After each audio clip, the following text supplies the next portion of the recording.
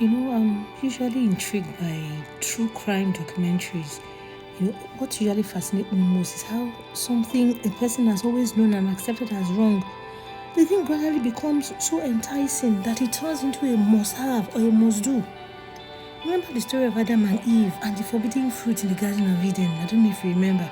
See, oftentimes, the excuse for giving in to temptation is the feeling of getting freedom from what seems like a restriction, the law, the societal expectation, or that general rule that allows for fair existence. And then when there are no immediate consequences or one is able to wiggle one's way out of the punishment, then breaking those rules gradually becomes the norm.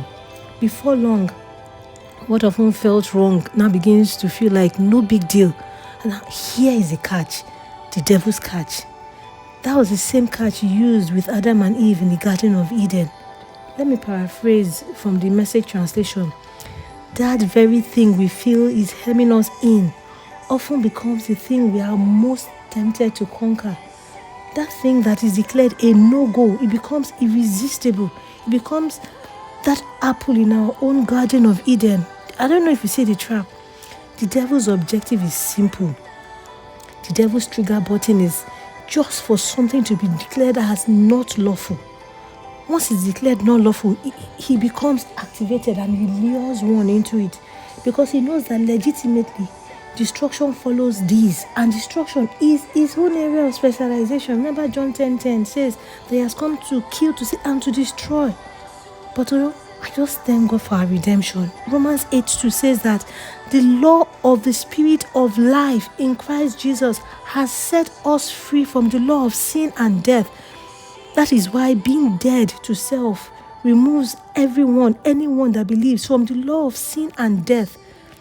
That old self must be replaced by the new life that Christ gives. The new creature we commonly refer to as being born again. That is the new self. It is only then that one comes under the law of the Spirit of life in Christ Jesus. No one, I repeat, no one can overcome the law of sin and death by sheer willpower and determination. Even great biblical figures had their failures. Paul, he clearly describes his own battle and the victory he had over it in Romans chapter 7.